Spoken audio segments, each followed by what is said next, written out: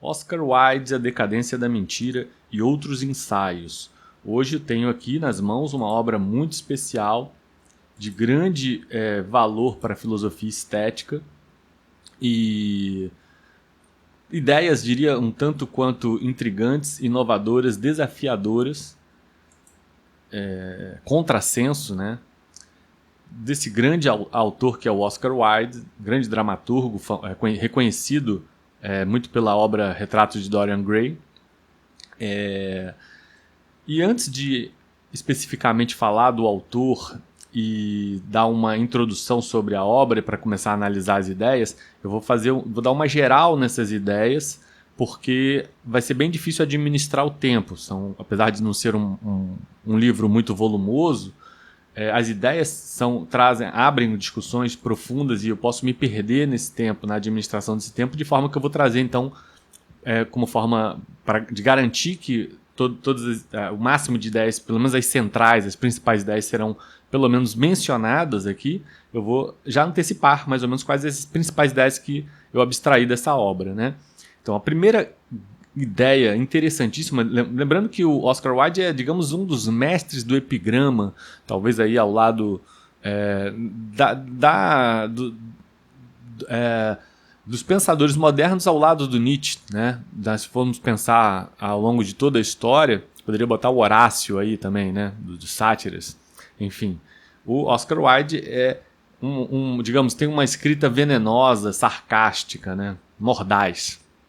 E ao mesmo tempo ele tem uma enorme satisfação, diria, um prazer em inverter a lógica tradicional, a lógica que se espera natural da linha de pensamento das pessoas. E o mais interessante é que ele traz um substrato lógico e argumentativo muito forte, né, para contrariar essa lógica natural, né? Vamos pensar algumas ideias que são bastante contrassenso e que ele traz a respeito de filosofia estética e de filosofia em geral, né?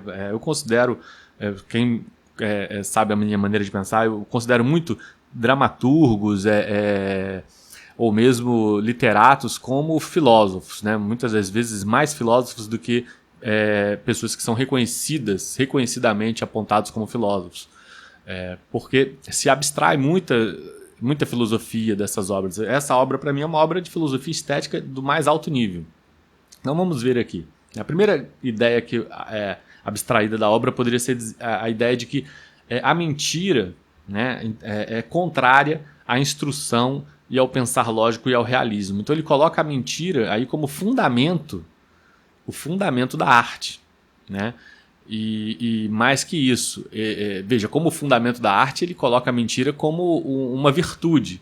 Mas, no entanto, ele joga no mesmo balaio, vamos dizer assim, outros elementos como o jornalismo e a história, como tendo também como substrato a mentira. E aí, com certeza, abala muitas estruturas de pessoas que veem fortíssima credibilidade no jornalismo e na história, né? Para o Oscar Wilde, jornalismo e história não passam de formas de arte, né? Muito interessante isso, né? Como ele consegue desestabilizar essa credibilidade toda. Então, veja, a primeira ideia é essa, que a mentira ela está em decadência, como a própria obra, o título da obra sugere, está em decadência porque vivemos uma época em que se exorta o realismo e o pensar lógico, a fidedignidade em relação à realidade. E a consequência disso é a carência da capacidade criativa do homem, né? E isso prejudica a beleza do mundo, toda a questão estética. A segunda ideia é a de que a educação objetiva que nós temos hoje tem sufocado o espírito criativo, né? Outra ideia que ele exorta é de que a arte deveria acontecer, ser criada sem pretensões. É a arte pela arte. E ele é um profundo crítico de artes pretensiosas que pretendem levar o mundo para alguma direção, né? Ao mesmo tempo, ele coloca aqui a ideia de que a arte não é produto de sua cultura. Ao contrário, ela costuma estar em desacordo com o seu tempo. Agora, a principal ideia da obra que é que a vida imita a arte. Essa ideia é absolutamente fantástica, absolutamente contrassenso, porque normalmente nós pensamos que a função da arte é espelhar o que acontece na vida e, no entanto, ele inverte isso, né? E essa inversão que aparentemente parece totalmente ilógica, absurda, vai sendo tão bem fundamentada que vai nos convencendo de que realmente ele tem razão e é uma coisa incrível. Só isso já bastaria aí como uma recomendação da leitura dessa obra, né? Então, para ele, não é a arte que imita a vida, mas é a vida que imita a arte. E, além disso, ele acrescenta: a vida, num segundo passo posterior, após imitar a arte, ela degenera a arte, né? E isso também é um assunto muito interessante, profundo, que pode ser muito trabalhado aqui também nesse vídeo. Em seguida, ele exorta algo que eu também tendo a concordar muito, né? Ele exorta a imprecisão, as falhas dentro da arte, né? A beleza do equívoco, do orgânico, do impreciso, né? E também vale muito comentar sobre isso ao longo dessa obra, né? E aí ele pode ser também abstraído dessa obra a ideia de que a busca, o modernismo vem buscando o concreto como forma de refúgio do infinito. O infinito teria sido, digamos, a ideia de infinito teria sido aí o que amedronta o homem, né? E o torna necessariamente um buscador da concretude, né? Desde o positivismo, né? Pode-se colocar aí, né, como ideologia dominante hoje, sobretudo nas academias. A crítica, essa ideia também é uma inversão bastante interessante. Ele coloca a crítica como a mais elevada que a própria criação artística, né? E ele vai além, ele considera a crítica como a própria arte. A crítica é a arte em sua forma mais elevada, né? Outra ideia que ele acrescenta aqui é a exortação de uma vida contemplativa, se contrapondo ao que seria aí uma vida engajada nos aspectos materiais, né? Então, é isso que tem, digamos, faltado à arte, mais pessoas de uma visão mais contemplativa, né? Inclusive uma educação que lhes oriente dessa forma. O poder revelador da ficção, algo também que vai totalmente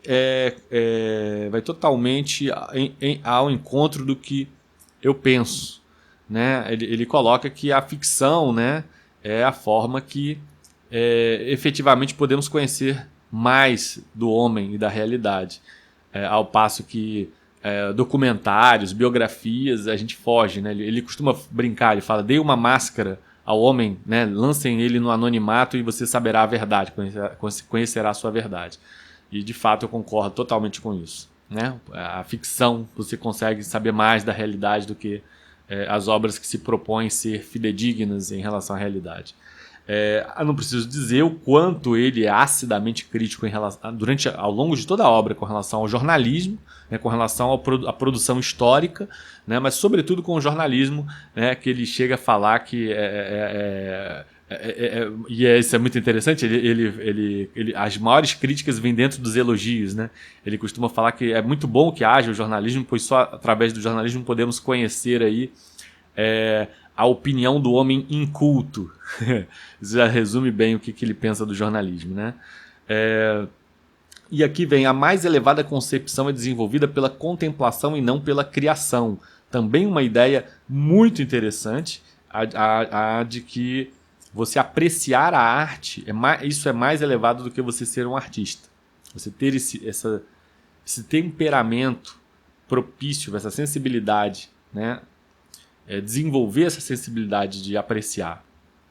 E algo que eu também pretendo trabalhar mais adiante, fazendo inter-relação até com outros autores. A estética é mais elevada que a ética. Também uma ideia fantástica trazida aqui nessa obra, né? De que a estética é mais elevada que a ética. Veja, até porque, faz todo sentido a partir do momento que ele coloca que a vida imita a arte, né? Naturalmente, se a vida imita a arte, a estética conduz à ética, né? E isso é fantástico, é uma ideia absolutamente filosoficamente fantástica, de grande profundidade. Abre-se um leque interpretativo, um leque de discussões muito grande, né? Existem outros pontos aqui que poderiam ser citados, outras ideias aqui, mas acredito que não vai dar tempo. Mas vejamos, né? Se der, eu menciono aqui, chego a mencionar esses outros pontos. Vamos começar então falando sobre, ler aqui mais ou menos a descrição do que é o autor do Oscar Wilde pelo Wikipedia, né?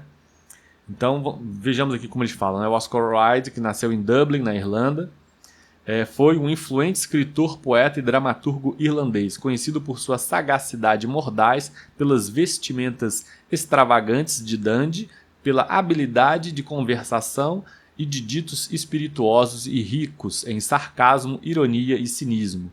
Wilde tornou-se uma das personalidades mais famosas de sua época e um dos dramaturgos mais populares de Londres em 1890, após escrever diversas obras, né? Aí ele vai colocar 2 pontos, né? Enquanto para Max Nodot era um simples degenerado mental cujo único objetivo era causar espanto no público desprevenido, para Fernando Pessoa era antes um individualista forte com um enorme sentido aristocrático, autor da frase "Eu sou daqueles que são feitos para ser a exceção e não para seguir a lei", mas também era um obcecado com a autocomplacência, incapaz de levar a bom fim as suas intenções, né? Então veja, ele é lembrado por seus epigramas, sobretudo aí o retrato de Dorian Gray, e como eu disse, né, ao lado aí que eu me lembro aqui do Nietzsche, né, do próprio Machado de Assis também, que tem bastante sarcasmo no Machado de Assis, no nosso Machado de Assis. Talvez aí também possa citar aí o Nelson Rodrigues, né? No Brasil eu citaria esses 2 assim que me vem à cabeça. E na literatura clássica, Horácio, né? Horácio, que o próprio Nietzsche menciona aí como sua inspiração para os epigramas. Bom, vamos pensar aqui então, vamos ver o que diz a orelha do livro, né? Que é quando você compra o livro, é a primeira coisa que normalmente a gente costuma ler. Então ele põe aqui: Oscar Wilde foi mestre do epigrama, da réplica mordaz, embora mais conhecido por suas peças e romances. Os ensaios de Wilde demonstram alguns de seus aromas mais agudos. A Decadência da Mentira é um exemplo perfeito. Neste breve diálogo de estilo platônico entre 2 estetas de classe alta da variedade de jardins ingleses do final do século XIX, Wilde apresenta sua própria teoria crítica de esteticismo, ou arte pela arte. O brilho vem de suas torções adeptas da lógica, da maneira como ele inverte ideias aceitas para subvertê-las. Mesmo seu principal argumento de que mentir é a essência da arte é uma inversão maravilhosa da noção então em voga de que a arte revela a verdade. Assim, este livro apresenta as mais abrangentes e espirituosas explorações de Wilde em sua filosofia estética, né? Então, já mencionando aqui. E falar rapidamente aí da vida pessoal, né? A gente vê que tem aqui no prefácio o problema que foi o Wilde pelas ideias um tanto quanto subversivas para a sua época, que ocasionaram uma espécie de perseguição e, por fim, uma acusação dele, uma acusação de pederastia, enfim, e aí, resumindo isso, ele se tornou alvo de uma das perseguições jurídicas, primeira cometida com relação a uma celebridade, né? E acabou sendo preso, inclusive, né? E posto aqui de forma injusta, né? De fato, pelo menos o que é dito aqui pelo autor desse prefácio é de que ele era inocente dessas acusações. Então, coloca aqui o autor do prefácio, que eu estou tentando até achar aqui quem é o João do Rio. Né? O João do Rio coloca: um velho idiota bastante original para, por vingança, perder no conceito da moral a família, acusou de perverter o seu próprio filho a Wilde, artista magnífico, casado com uma mulher que o amava, pai de 2 belos filhos, né? Esse filho era Lord Douglas, poeta maior de 21 anos. E o mundo viu o esplendor subitamente afundado em sombra, o homem magnífico acordar num leito de argento para descer ao cárcere, o admirado obedecido horas antes, obrigado a chafurdar num tanque com mais 9 sujos criminosos vulgares. Ninguém ignora porque o tribunal condenou Hyde. Foi para dar um exemplo para reprimir os abusos com um castigo exemplar numa individualidade culminante. Mas, de fato, esse tribunal, expoente de um povo sem ideias vagas e sem idealismo, não condenou o caso. Condenou, sim, o idealista, o autor das frases que desmanchavam conceitos antigos, o revelador de um estado inexplicável da mentalidade atual. Então, de fato, é o que acontece normalmente quando o que as instituições fazem com quem pensa diferente. Isso, digamos, as instituições mudaram de base doutrinária, mas não mudaram seu espírito autoritário e sua vontade de homogeneizar a sociedade. E com isso atacar as pessoas que pensam diferente, as pessoas, sobretudo as que estão à frente de seu tempo. Né? E foi isso que ela fez com o Oscar Wilde. Ela silenciou o Oscar Wilde através de um processo jurídico. Né? Então, vou começar aqui com a primeira ideia. Né? Lembrando que são 4, se não me engano, 4 ou 5 ensaios colocados, como disse aqui a orelha do livro, né, colocados na forma de diálogos, como se fossem diálogos platônicos. E com isso, né, se tira o peso de ser um livro filosófico. Na verdade, é uma mera exposição de diálogos, pode-se dizer uma ficção. Né? Está na forma de uma ficção de 2 personagens. Inclusive, o primeiro ensaio, que é a Decadência da Mentira, o diálogo se dá entre 2 personagens que possuem, não por acaso, o nome dos filhos do Oscar Wilde, né? Cyril e Vivian, né? Cirilo e Viviane, né? Que seriam os filhos de Oscar Wilde, e eles estão discutindo em alto nível realmente filosofia estética. Né? É muito interessante como, através desse diálogo platônico, o Oscar Wilde consegue lançar, às vezes, argumentos dos 2 lados numa discussão. Né? Então você fica até um pouco embaralhado para poder dali tirar qual é a ideia propriamente, a síntese, né? Qual seria ali a ideia do autor, do Oscar Wilde, já que foram lançadas ali a tese e a antítese a todo momento, um lado e outro lado contrapondo, e muitas vezes sim, acaba havendo a concordância mais à frente dos dois lados, 2 polos. Então, muito interessante a maneira como foi construída essa obra. Então, vejamos aqui. A primeira ideia é de que a mentira como base da arte e contrária à instrução, ao pensar lógico e ao realismo. Né? E a maneira ácida como o Oscar Wilde ataca esse pensar lógico, essa necessidade de realismo da época, né?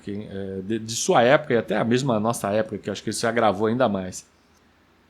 Pensar é o que há de mais doentio no mundo, e disso se morre como de qualquer moléstia. Felizmente, na Inglaterra, o pensamento não é contagioso. Então, veja, ele dá graças a Deus de que o pensar não é contagioso. É claro que ele está fazendo uma crítica a esse pensar lógico, a essa necessidade racionalista de se querer para tudo, esse exagero de se querer para tudo explicações racionais e para tudo se matar o espírito da mentira, que seria da fantasia, da criação. Né? Quando isso sai do campo, por exemplo, da materialidade pura, da política, da economia, né? E entra no campo da estética e da metafísica, você começa a ter vários problemas com relação à criatividade. Né? E vamos ver assim, o que mais que ele fala aqui a respeito disso. Tornamo-nos muito instruídos, até os incapazes de aprender se metem a ensinar. Tal é o resultado de nosso entusiasmo pela instrução. E aí, aqui continua, né? Quem precisa ser lógico? Os imbecis e os doutrinários, os importunos que arrastam seus princípios até o amargo fim da ação, até a reduction ad absurdum da prática. De fato, quando você... é um comentário meu, né? Quando você leva um princípio lógico ao seu radicalismo maior, normalmente você chega a uma inversão lógica, você acaba encerrando ele. Né? E aí, essa aqui é a citação aqui do Oscar Wilde. E aí, continua aqui. A mentira acreditava que os nossos políticos cultivassem esse hábito. Ah, não, eles nunca vão além dos falsos relatórios.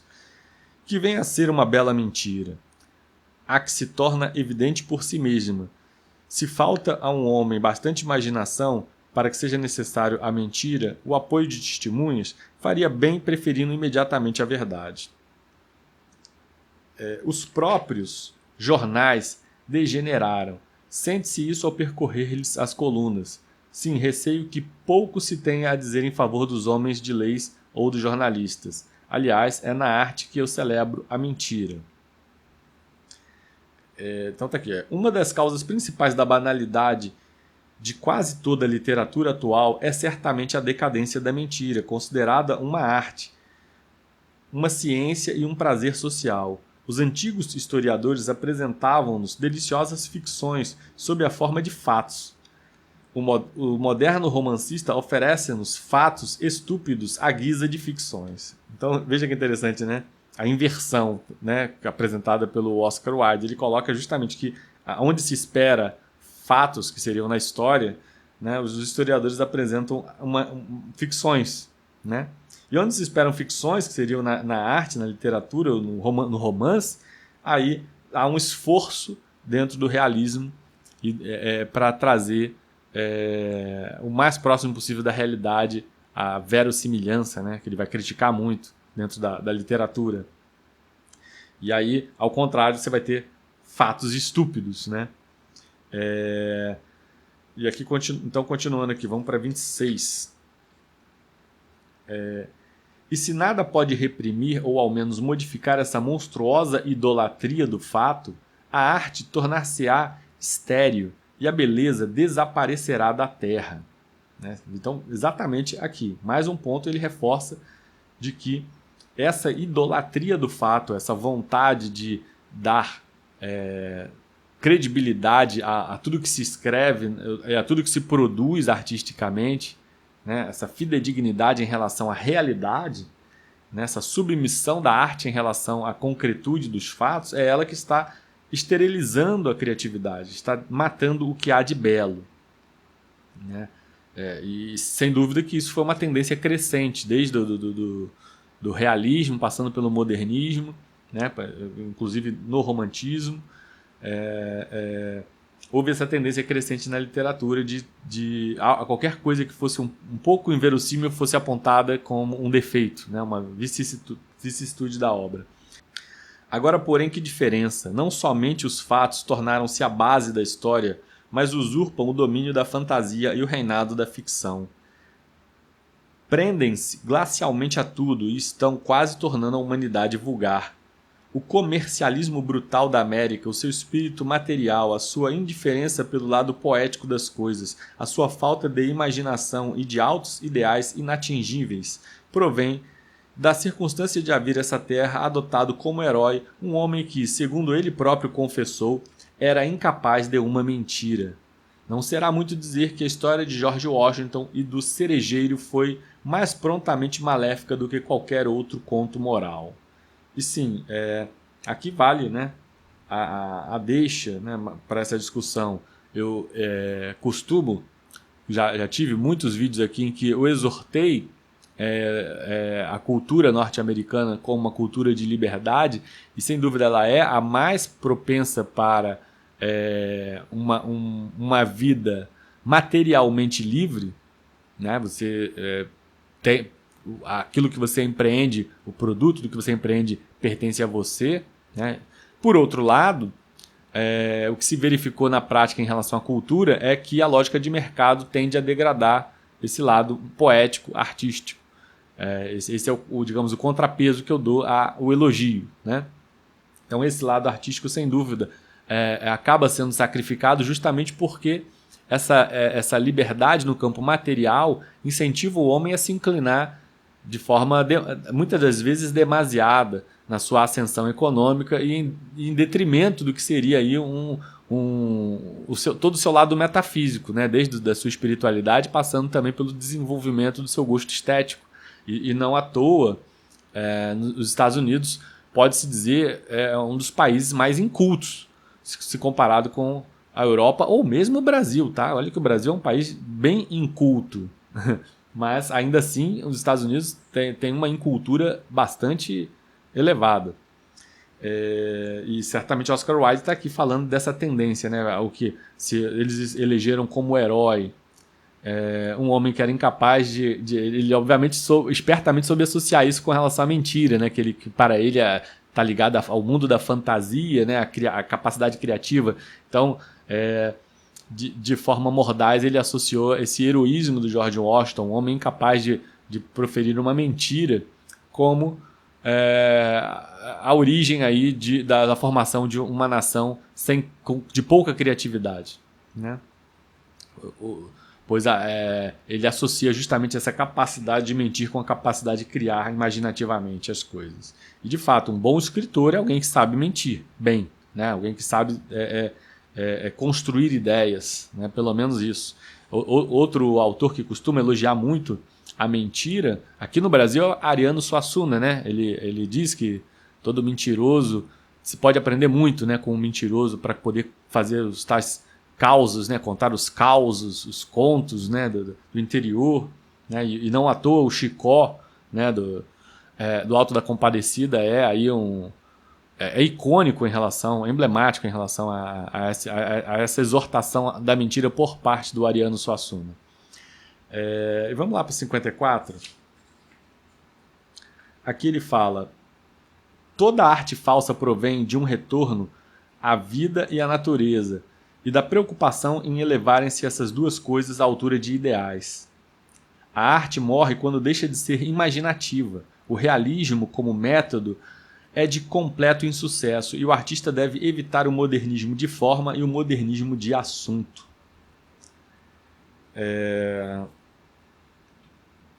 E aqui ele continua, né? O terceiro ponto da doutrina que mostra a vida... Não, tá, esse aqui já...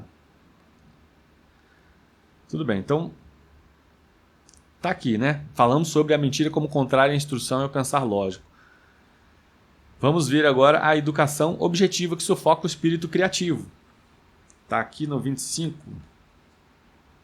Dificilmente se avaliaria o dano que faz à literatura o errôneo ideal de nossa época. Tem-se uma maneira desprezível de falar do mentiroso nato e do poeta nato. A mentira e a poesia formam artes que, como Platão entendia, têm sua conexão e requerem um estudo mais atento e mais desinteressado, a mais desinteressada devoção. Reconhece-se o poeta pela sua bela música e o mentiroso pelos seus ricos e ritmados excessos. Hoje, porém, enquanto a moda de fazer versos vai se tornando excessivamente comum e deve ser arrefecida, a de mentir quase cai em descrédito. Mais de um jovem começa a vida com um dom exagerativo natural. Se o educam em círculos simpáticos e do mesmo espírito, ou pela imitação dos melhores modelos, pode tornar-se qualquer coisa de grande, de prodigioso. Em geral, porém, o jovem não alcança coisa alguma, ou cai em negligentes hábitos de exatidão. Então aqui uma clara crítica à academia e a essa tendência de induzir os jovens a fugir do inventivo, da sua capacidade criativa. Alguém que fala muito disso, muito bem, é o Mário Ferreira dos Santos na obra Invasão Vertical dos Bárbaros. Ali ele fala também, dá uma crítica ao que a academia faz, o barbarismo que se vê nas academias. É muito bom, muito fantástico esse escrito. E aqui o Oscar Wilde está falando disso, né? Falando que essa capacidade inventiva é suprimida no aluno em favor de um hábito de exatidão, de uma busca por credibilidade excessiva que ultrapassa... e aí eu que acrescento, né? Não é o Oscar Wilde que está falando isso, mas que ultrapassa, eu acho, onde caberia, né? Acho que, por exemplo, filosofia política e filosofia econômica, é bom que se tenha hábitos de exatidão, é bom que se busque ter os pés no chão, né? Porém, quando você entra numa parte metafísica, estética, enfim, ali é o contrário, você deveria deixar que houvesse a expansão possível, a possibilidade de flertar com a fantasia, com a mentira, e as academias dificilmente fazem isso, né? E se nada pode reprimir ou ao menos modificar essa monstruosa idolatria do fato, A arte tornar-se-á estéril e a beleza desaparecerá da terra. Sim, eu acho que eu já tinha falado isso. Enfim, é isso, né? Educação, o que a educação é capaz de fazer. Né? Nada suprime tantas melhores qualidades de uma história como querer torná-la demasiado verídica. Né? Então, de fato, a beleza no mundo vai desaparecendo porque a criatividade vai desaparecendo e dando lugar a essa idolatria do fato. Vamos falar agora da arte pela arte, né? Ou seja, a ausência de pretensões, que é o que caracteriza o genuíno artista. Alguém já disse que só é belo aquilo que não nos concerne. Tudo quanto nos é útil ou necessário, tudo quanto nos afeta de qualquer maneira, tristeza ou alegria, tudo quanto vem de encontro às nossas simpatias ou se prende aos nossos círculos, está fora do domínio da arte. Nós devemos ser indiferentes ao assunto e despidos de quaisquer preferências, prevenções e parcialidade. A beleza está apenas naquilo que não temos qualquer participação ou interesse. Né? E à medida em que você tem interesse, tem participação e você quer explicações racionais para aquilo, funciona um pouco como mágica. Né? A mágica ela é fantástica quando você não sabe o princípio por trás dela. Né? Quando você sabe, deixa de ser mágica, passa a ser ciência. E a ciência tem uma outra pretensão, diferente da mágica. Enquanto que a mágica eleva o seu espírito, né? te instiga a imaginação, a ciência ela tem o propósito de tornar aquele princípio útil, sob o aspecto material. Então, mágica é diferente de ciência. E quando você, na arte, tem pretensões de induzir as pessoas a alguma coisa, você sai do campo da mágica e entra no campo da ciência. Ou seja, você sai, ou no campo da política, o que é ainda pior, né? Enfim, você mata a beleza do mundo. Sem dúvida, você mata a beleza do mundo. Não reconhecerás, ao menos, que a arte exprime o temperamento de sua geração, o espírito de seu tempo, as condições sociais e morais que a envolvem sob a influência das quais ela nasce? É uma pergunta do Cirilo, que eles estão debatendo, né? Estão discutindo, cada um lançando uma ideia. Então, na opinião do Cirilo,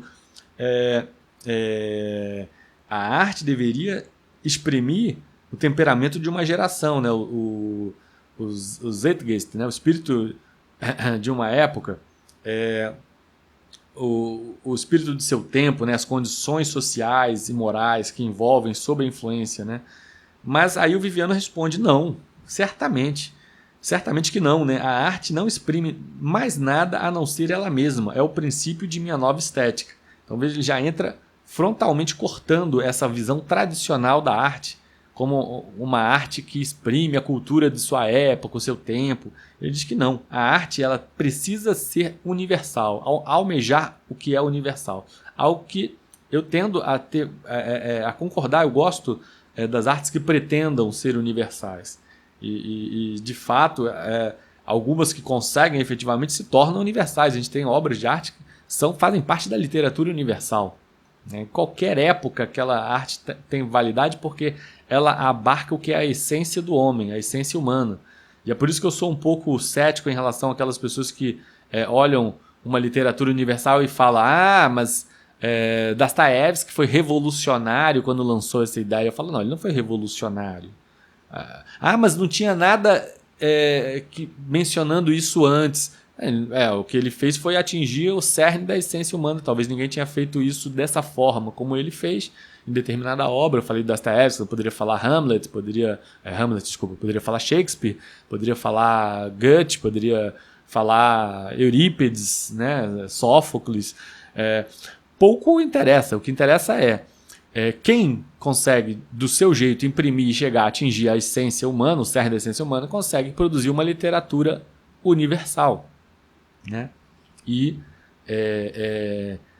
se isso foi feito de uma forma própria, diferente do que nunca tinha sido feito antes, isso não torna essa obra revolucionária, torna essa obra universal. Ela atingiu o cerne da questão humana. Né? E vamos continuar aqui para o 48. E eu acho que sim, a verdadeira arte deveria pretender isso. Né? Você vê, por exemplo, na pintura, né? um Picasso. Qualquer época, uma obra como Picasso terá valor. O mesmo poderia se falar do movimento impressionista, né? Um Renoir, um Monet, né? Uma beleza que não precisa de explicação ali. E vamos continuar aqui, 48. A arte superior rejeita o fardo do espírito humano e encontra mais interesse em um processo, assim como materiais novos, né? Então, a arte superior rejeita o fardo do espírito humano e encontra mais interesse em um processo, assim como materiais novos, do que em qualquer entusiasmo pela arte, em qualquer funda paixão, em qualquer grande despertar da consciência humana. A arte desenvolve-se puramente nas próprias linhas, não simboliza nenhuma época, mas, ao contrário, tem nas épocas seus símbolos. Isso aqui é muito interessante. Veja, ter na época os seus símbolos, ao invés de simbolizar uma época, né? Então, a arte, ele coloca a arte como fim e a sociedade e cultura como meio. E eu concordo também com isso, né?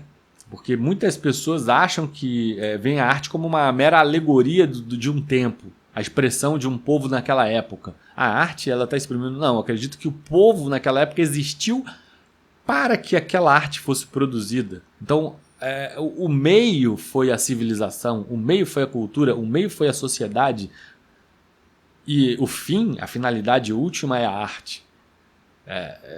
Realmente acho que só uma pessoa com espírito artístico consegue entender e conceber isso. De forma contrária, pensará que o que o Oscar Wilde acabou de falar é um completo absurdo. E não é. Talvez assim eu tenha alguma ressalva quando ele fala que a arte rejeita o fardo do espírito humano. Eu não tenho tanta convicção disso. Acredito que em muitos momentos a arte toca esse fardo do espírito humano.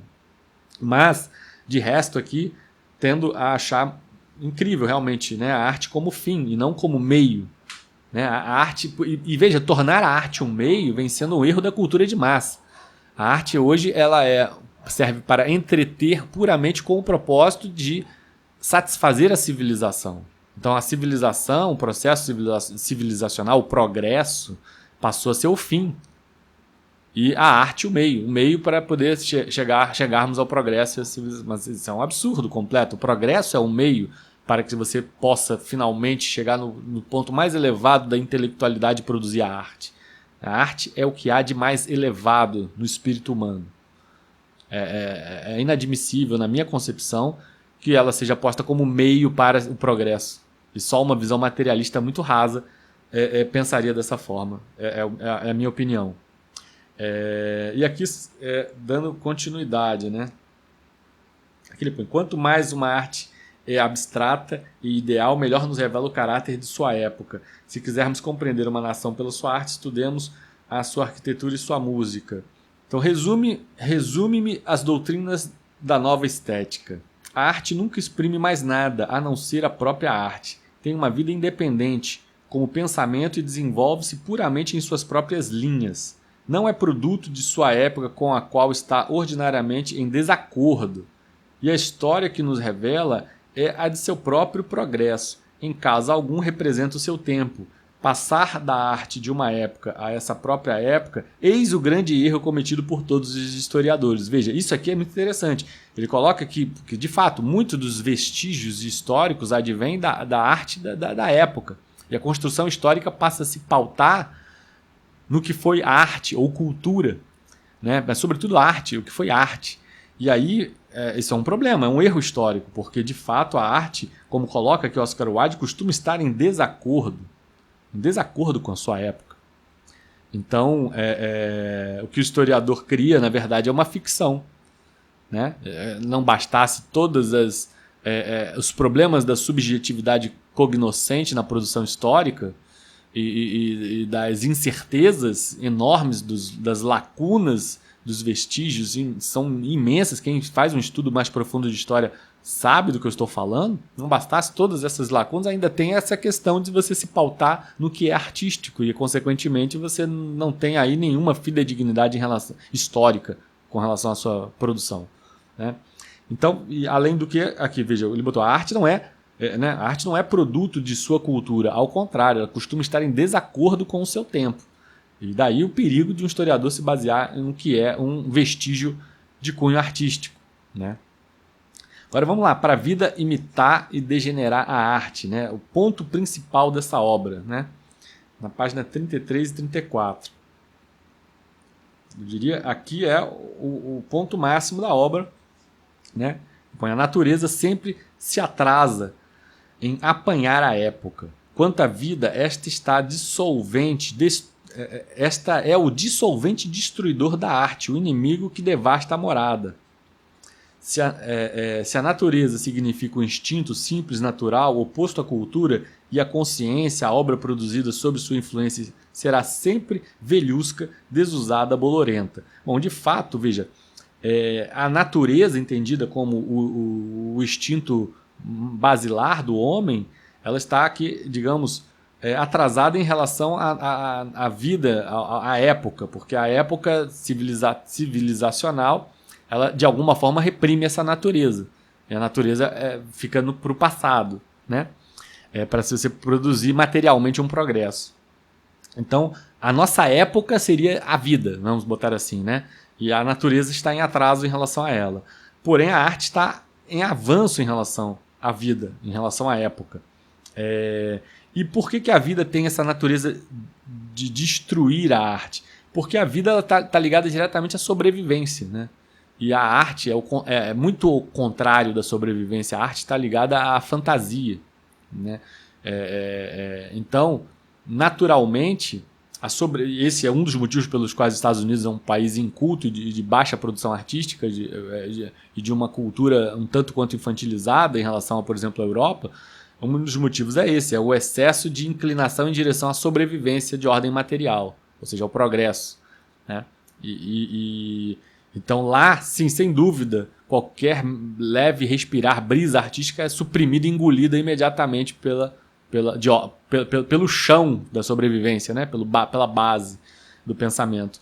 É necessário para que você tenha poesia, para que você tenha criatividade, fantasia, um pouco de desprendimento em relação à materialidade, em relação à sobrevivência. E aí, veja, ele vai colocar um caminho, estruturar esse caminho de uma forma interessantíssima, porque ele colocou a natureza em atraso em relação à vida e colocou a arte adiantada em relação à vida. E logo em seguida ele vai dar a dinâmica disso, né? Olha que interessante. A arte começa com a decoração abstrata, com um trabalho puramente imaginativo e agradável, não se aplicando senão ao irreal, ao não existente. É o primeiro grau. Em seguida, a vida que fascina esta nova maravilha solicita admissão no círculo encantado.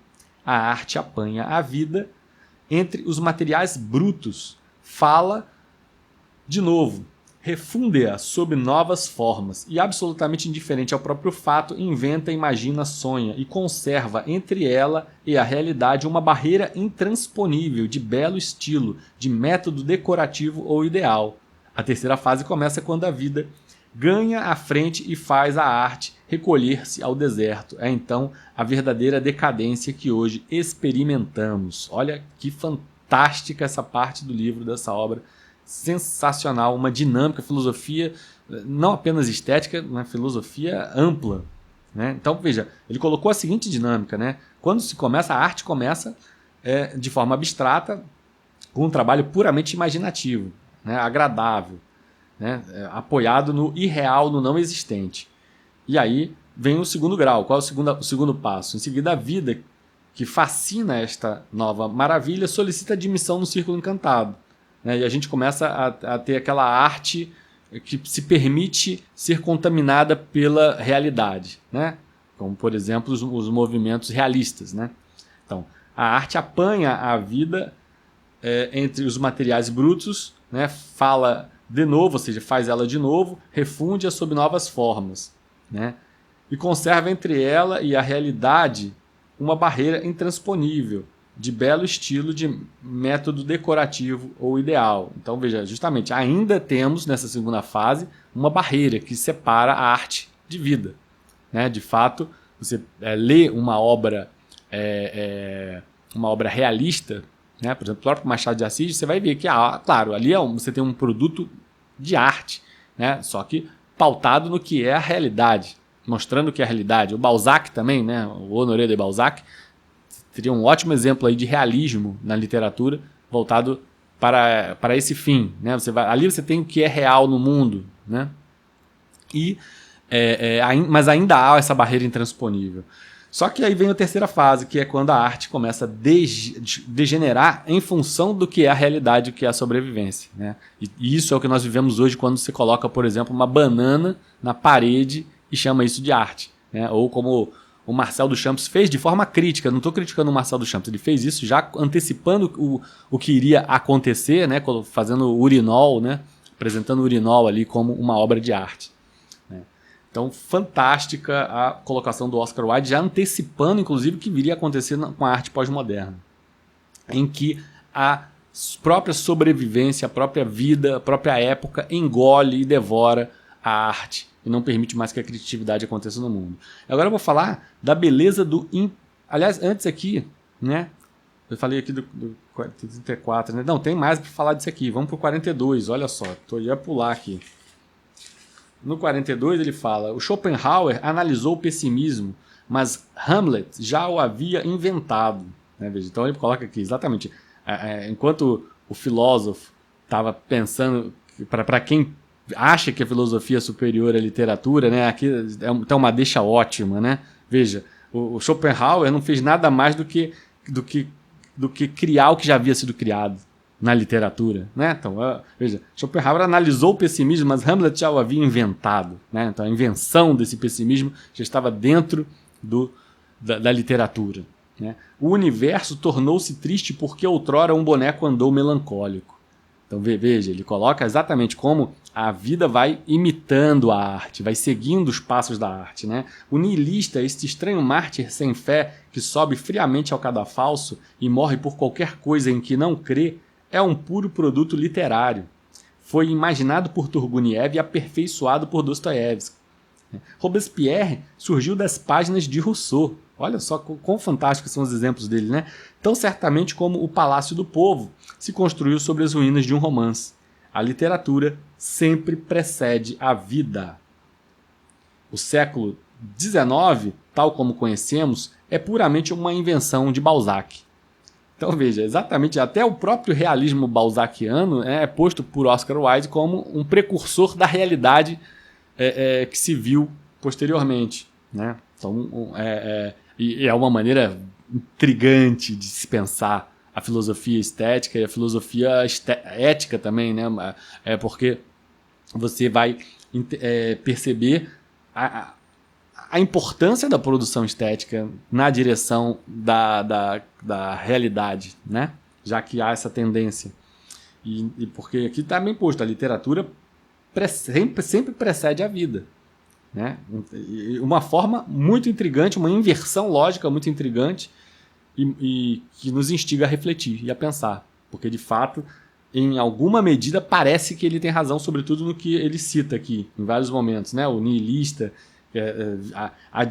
sendo proveniente, saindo direto das obras do Turguniev e aperfeiçoado pelo Dostoiévski, o próprio... Porque quem negaria isso, né? O Robespierre tendo saído das páginas do Rousseau, ninguém negaria isso, né? Então é fantástico, né? Muito bem colocado aqui. Isso me lembra na obra do Ortega Gasset, nas Meditações do Quixote, né? A questão dos conceitos dos nomos platônicos, né? Em que nós só podemos enxergar alguma coisa, né? Mas isso vem já adiante. Eu vou falar disso aqui no 45. Aqui. Vamos para o 45. 42. Está aqui 45 e 46. Tudo quanto deseja demonstrar esse princípio geral. A vida imita a arte muito mais do que a arte a vida. E aqui foi posto, enunciado de uma forma mais completa e equilibrada, né? Veja, ele não está dizendo que a vida imita a arte e ponto. Não, ele está colocando que é muito mais, né? Então, ele não nega que possa a arte imitar a vida, mas apenas que a vida imita mais a arte, né? Então, foi muito bem enunciado aqui esse seu princípio de filosofia. Ele coloca, cientificamente falando, a base da vida, a energia da vida, no dizer de Aristóteles, é o desejo de expressão. E a arte expressa-nos constantemente numerosos meios de chegar à expressão. Jovens se suicidaram porque Rolla e Vedder acabaram assim. Veja, ele coloca a influência de Goethe sobre a juventude, o que efetivamente aconteceu, né? O Goethe, ao produzir sua obra romântica, né? Com o suicídio do Éder, criou na vida real jovens que se suicidaram, né? Justamente porque ali era o início de uma era romântica muito forte. Então já pensaste quanto devemos à imitação do Cristo ou de César? Né? Veja a pergunta que deixa aqui o Oscar Wilde. Né? Nós de fato imitamos, né? Ícones, ídolos, símbolos, heróis, lendas, mitos, né? A todo momento. Precisamos inclusive disso como referência na vida. Né? E por isso é que talvez a vida, em larga medida, tenda a imitar a arte. Né? E a arte aí com um A maiúsculo, abraçando aí mitos, lendas, né? toda espécie de orientação que uma pessoa possa ter, né? De forma consciente ou inconsciente. Vamos ver aqui no 46, ele coloca aqui, né? Com efeito, o que é a natureza? Não é uma avó que nos houvesse criado, ao contrário, é nossa criação. As coisas só existem porque nós a vemos, e aquilo que vemos, como vemos, depende das artes e influi sobre nós. Olhar uma coisa e vê-la são fatos diferentes. Não se vê uma coisa senão quando se compreende a sua beleza. Só então ela brota à existência.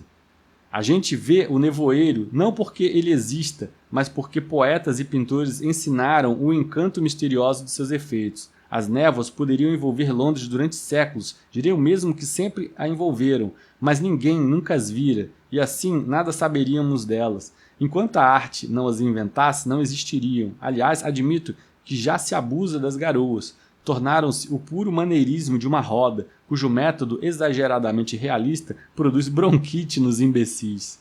Onde um homem culto aprecia um efeito, um tolo apanha frio. Então, fantástica aqui mais uma vez a brincar, inclusive com o sarcasmo dele, né?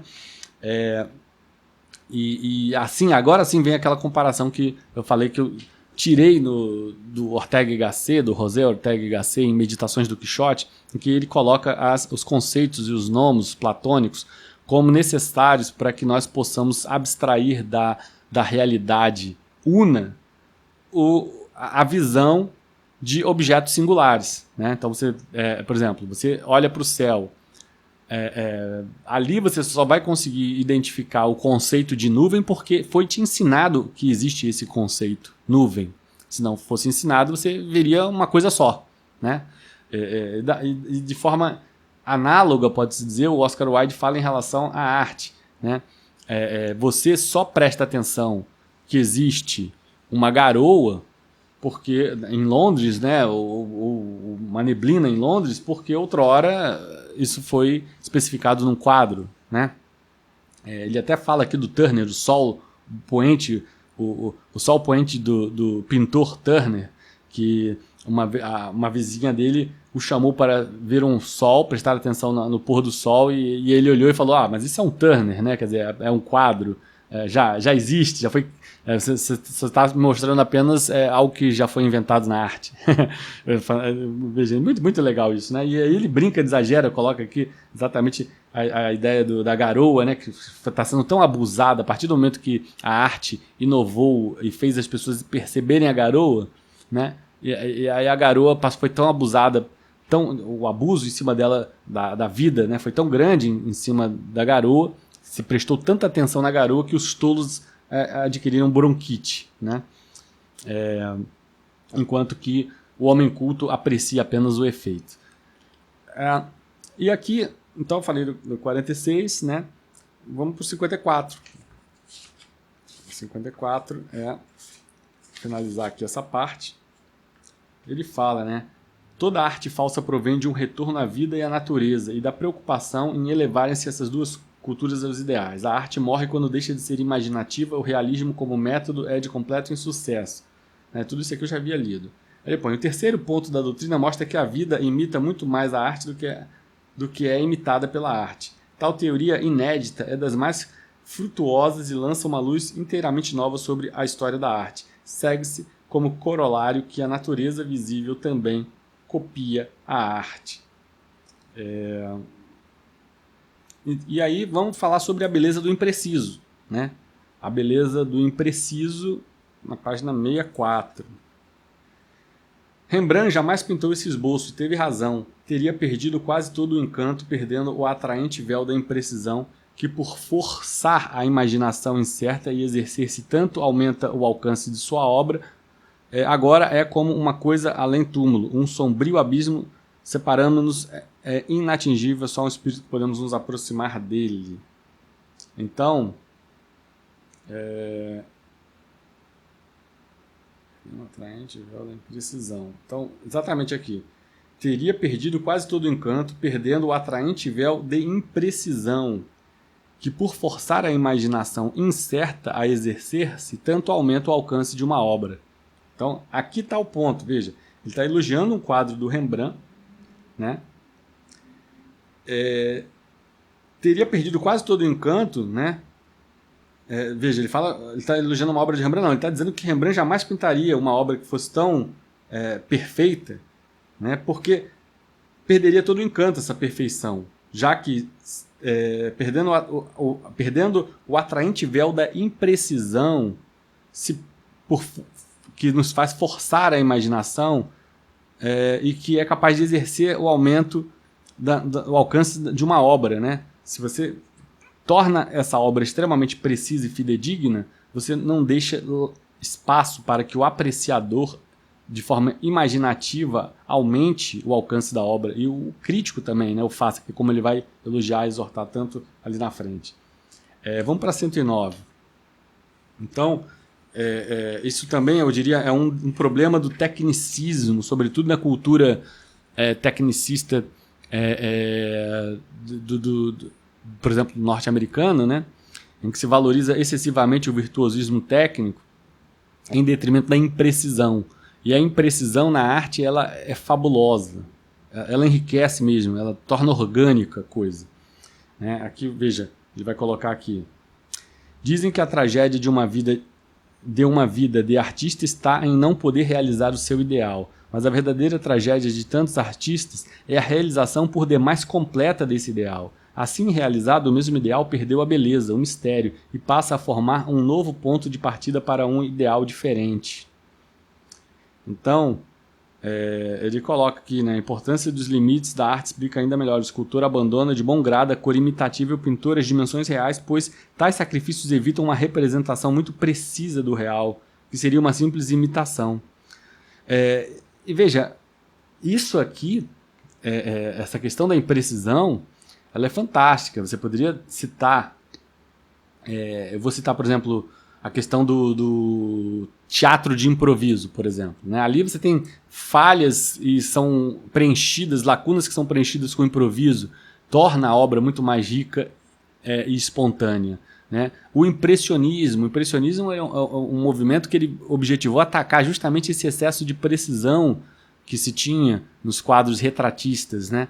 O impressionismo é da mais beleza que se tem, na minha concepção, dos movimentos artísticos mais plenos, mais belos.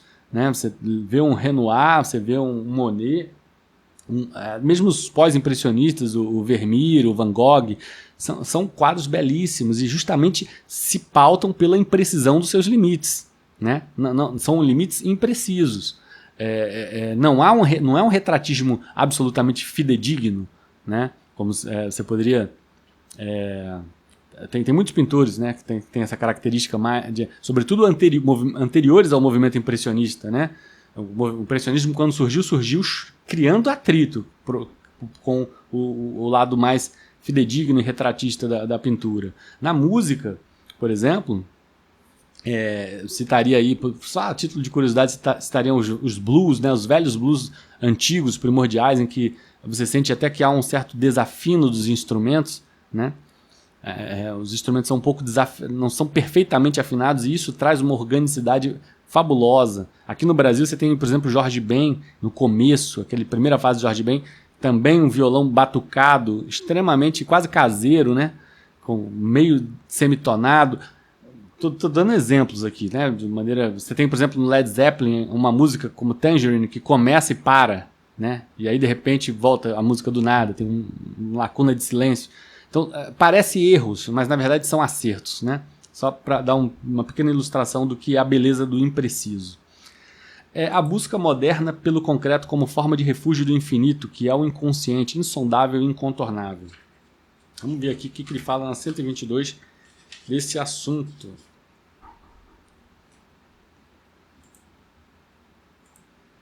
Bom, aqui na 122 ele fala: o vago sempre repugna ao temperamento estético.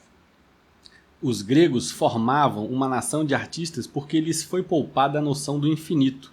Tal como Goethe, depois de haver estudado Kant, nós desejamos o concreto e só o concreto pode nos satisfazer. Então, exatamente essa questão que ele coloca aqui. Ele coloca que o temperamento estético foge do conceito vago. Então, a noção de infinito, ela mata esse temperamento, porque ela é extremamente vaga. Então, na visão que o Oscar Wilde coloca, ele atribui toda a grande qualidade artística dos gregos, né, dos antigos, a esse desconhecimento da noção de infinito. Né, porque a noção de infinito, ela é um tanto quanto assusta o homem e faz o homem se apegar mais ao que é concreto.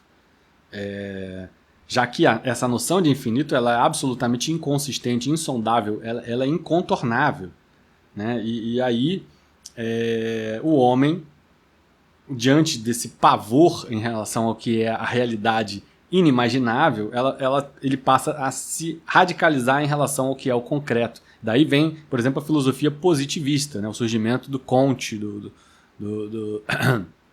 e do Kant, do Comte e do Kant, do positivismo kantiano e do kantismo, o kantismo acadêmico, que deu a base aí do que é hoje o pensamento acadêmico, vem de Kant e de Comte. Né? Esses dois fazem a duplinha, o par perfeito aí para formar o pensamento acadêmico. E esse é um pensamento extremamente pautado no concreto, onde não há espaço nenhum para o poder imaginativo. Né? E ele bem coloca aqui, ele coloca logo o Goethe, né? Tal como Goethe depois de haver estudado Kant. Né? Veja, o próprio Goethe, um espírito artístico renomado, não quis mais outra coisa senão o concreto, após ler Kant. Então, muito bem colocado aqui por Oscar Wilde essa questão. E a crítica, vou agora para outro ponto, né? A gente já está realmente estourando o tempo, não será possível falar de tudo. Né? Ele vai colocar aqui a crítica como mais elevada que a criação artística. A ideia básica é de que o papel do crítico não é destruir a arte, mas é criar em cima do que a arte foi. Na visão de Oscar Wilde, a crítica ela tem um trabalho de criação em cima da obra já produzida. Então, quando você é crítico, você está apontando aquilo que na sua ótica enriqueceria e acrescentaria àquela arte. Então, naturalmente, você está produzindo o seu espírito, somando ao espírito do que já foi produzido. E ele põe a crítica como essa. É essa a crítica que ele exorta. Não é a crítica que visa destruir. É a crítica que visa criar. Criar em cima do que já foi criado. E nesse sentido, por exemplo, eu poderia citar, não há como não citar o trabalho do Jorge Luis Borges, né? Que, por exemplo, em obras como aquela História Universal da Infâmia, né? Ele, justamente o que ele se propõe a fazer ali, primeiro, ele elogia de antemão o leitor, ele valoriza mais o leitor. Muito possivelmente o Jorge Luis Borges foi influenciado pelo Oscar Wilde para dizer isso, né? Que ele valoriza mais, ele acha que é mais elevado o trabalho do leitor do que do escritor. E ele escreve como na posição de leitor. Ele reescreve histórias clássicas, algumas até, se não me engano, do Chesterton, né? Reescreve contos Também tem Das Mil e Uma Noites ali. Ele reescreve contos como leitor, onde ele vai exercer exatamente esse papel crítico que o Oscar Wilde exorta. Ele vai reescrever um conto com a sua ótica, da sua maneira, imprimir o seu jeito de contar aquela mesma história. Então, o que ele está fazendo é crítica, né? Não deixa de ser, é o trabalho crítico sob os moldes do Oscar Wilde, né? De você refazer aquela obra do seu jeito, recriar, construir, ser incitado a construir algo porque você tem um viés crítico em relação ao que já foi produzido, né? Então é nesse sentido, né, que o Oscar Wilde elogia, coloca a crítica como um trabalho mais elevado do que a própria arte. E outra coisa que ele fala é que a arte, uma vez produzida, o artista perde o poder de influência sobre ela, inclusive o poder de julgá-la. A arte adquire uma vida própria, né? E nesse sentido, uma vez que ele adquire vida própria, pode-se dizer ele cai em domínio público, não no sentido material, de direitos autorais, mas no sentido de que as outras pessoas podem criticamente conduzir aquela arte para onde elas quiserem, né? Em seguida ele vai falar aqui da vida contemplativa em relação à vida engajada. Ele vai fazer uma crítica aos fabianos, até nessa obra aqui, da Decadência da Mentira, mostrar o quão rasteiro e inculto é essa visão de que as únicas formas necessárias, as únicas aspirações humanas, as principais aspirações humanas são de ordem material, né? Que o ser humano tem que se focar, se resolver materialmente antes de qualquer coisa, né? E ele vai mostrar o quanto esse espírito trouxe prejuízo à arte e à beleza do mundo, né? Ele vai falar também do poder revelador da ficção, ou seja, ele vai mostrar aquilo que eu falei, né, que dê uma máscara ao homem para que o anonimato, né, conceda-lhe o anonimato para você descobrir a realidade. Em alguma medida pode-se dizer que a era digital está fazendo isso, porque uma vez que as pessoas possam botar na sua foto principal um avatar e inventar, enfim, uma personalidade para si mesmo, elas estão muito mais revelando a si próprias, né? A partir do momento que o anonimato as protege. Então, se você é uma pessoa agressiva, negativa, ofensiva, cheia de ódios ou coisas mal resolvidas, essa possibilidade de anonimato que as redes sociais produzem, né? Essa possibilidade ela faz com que o homem se revele, né? O homem se revela sendo agressivo ou negativo, né? Você acorda de manhã já de mau humor, só pensa em coisas que te produzam ódio. Então, naturalmente, a era digital favoreceu muito para que se soubesse mais da verdade, mais profunda, escondida em cada homem, né? Bom, o tempo, não preciso dizer, não deu, né? Um dos pontos fantásticos que ele falou aqui é a estética. Vou só, para finalizar, falar desses dois pontos, né? A estética sendo mais elevada que a ética, 135, e o jornalismo. Vou começar aqui com a crítica que ele fez ao jornalismo, que é, sem dúvida, mordaz, né? Porque vem através de um elogio, né? Então, quando se confundem, o caos recomeça, né? Aí ele coloca: sobretudo no jornalismo, sinto constatá-lo que essa gente se manifesta. Eu o deploro porque há muito a dizer em favor do jornalismo moderno. Veja só, há muito o que dizer em favor do jornalismo moderno. Fornecendo-nos a opinião dos tipos incultos, ele nos mantém em contato com a ignorância da sociedade. Bom, preciso falar mais nada, né? Sem comentários. Isso aqui é a opinião do Oscar Wilde a respeito do jornalismo, né? Eu imagino o que seria o Oscar Wilde hoje, vendo o jornalismo hoje, né? O que ele não diria? Volto a dizer aqui, volto a repetir, né? Há muito o que dizer em favor do jornalismo moderno. Fornecendo-nos a opinião dos tipos incultos, ele nos mantém em contato com a ignorância da sociedade. Veja, o jornalismo nos é útil porque nos mantém em contato com a ignorância da sociedade. De fato, é exatamente assim que eu vejo o jornalismo. É exatamente assim. Eu, quando ligo o jornal, não é para me informar do que está sendo informado, mas é para rir do que o ser humano é capaz de acreditar. É assim que eu ligo a televisão hoje. É para me chocar, rir, me indignar, enfim. Como é possível um ser humano acreditar no que está sendo colocado ali? Né? É assim que eu vejo o jornal hoje.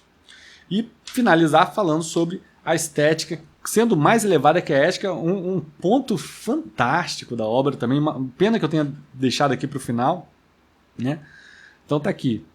Ele coloca: existe em nós uma concepção da beleza distinta dos outros sentidos e superior a eles, distinta da razão e de um mais nobre alcance, distinta da alma e de valor igual, uma sensação que incita uns a criarem e outros, na minha opinião, os mais delicados, à simples contemplação. Tá, mas não era isso aqui não, isso aqui ele está falando da vida contemplativa.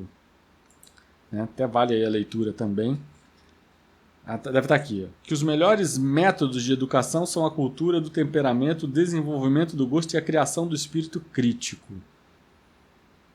Justamente, a função aqui educativa, né, teria uma ligação muito mais estética do que ética. Imagino que seja isso que eu tinha feito quando eu grifei. Mas vamos para 147, onde eu acredito que se torne mais clara essa noção. Põe: a estética é mais elevada que a ética, pertence a uma esfera mais intelectual. Discernir a beleza das coisas, eis o mais alto ponto que possamos atingir. Então, exatamente, né? Uma educação que te oriente a adquirir, desenvolver o gosto. Isso torna a estética mais importante que a ética. E ele coloca: a estética é mais elevada que a ética, pertence a uma esfera mais intelectual. Discernir a beleza das coisas, eis o ponto mais alto que possamos atingir. O próprio sentimento da cor importa mais no desenvolvimento do indivíduo que o sentimento do bem e do mal.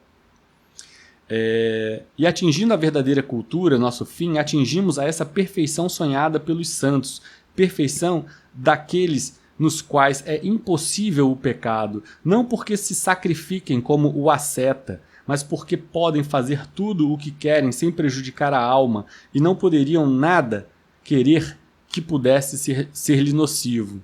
Então, exatamente, né? O desenvolvimento, se a educação fosse mais estética e menos ética, né? Se a preocupação da filosofia fosse mais estética e menos ética, se as pessoas estivessem mais inclinadas em desenvolver o gosto e o temperamento, a ficar discutindo o que é certo e errado, né? Muito possivelmente o homem não pecaria, não agrediria, não seria mais nocivo, né? Veja, a própria noção de pecado deixaria de existir, uma vez que o homem perderia esse impulso de ser ofensivo aos outros. É mais ou menos isso que o Oscar Wilde coloca aqui. Então, por isso ele coloca a filosofia estética como mais elevada que a ética, né? De fato, ela suprime a necessidade ética, né? E além do que, porque a estética se volta para um lado metafísico, onde não há escassez, né? E a escassez é da onde surgem as questões mais baixas, né? As aflições maiores do homem. Então, quanto mais filosofia estética e menos filosofia ética, certamente menos ódio o mundo terá, menos conflito e mais se desenvolverá uma harmonia entre as pessoas. E ele coloca, é de uma esfera mais intelectual, né? A estética é de uma esfera mais intelectual que a ética. Justamente por isso, porque desperta no homem você, por exemplo, compara uma orquestra tocando, uma orquestra sinfônica tocando, ali você tem uma união dos espíritos, né? Um contribuindo com o outro. É bem diferente de quando eles estão disputando, esses mesmos músicos estão disputando dentro de um campo da escassez, né? Disputando uma vaga numa academia, ou disputando no mercado, ou disputando na política. Né? Quando eles estão ali em sincronia numa sinfonia, ali você encontra a verdadeira harmonia, o máximo do potencial humano, né? De operar uns em favor dos outros, ao invés de uns contra os outros. É isso, gente. É uma pena ter que finalizar por aqui, mas me estendi muito. Espero que tenham gostado desse vídeo. Um abraço, até a próxima. Esse é um canal de estudos e reflexões. Se você gosta do nosso conteúdo, aprecia a filosofia, a arte e busca autoconhecimento, você não precisa continuar isolado. Convidamos você a participar do nosso grupo de estudos e amizade. Aproveitamos a oportunidade para indicar o nosso blog. Os links dos grupos e do blog estão disponibilizados no campo de descrição. Agora, você pode assistir os nossos vídeos sobre o mesmo autor ou assunto em sequência. Todo o nosso conteúdo se encontra organizado em nossas playlists. Confira já. Amplo espectro, estudos e reflexões, tendo a cultura como prazer.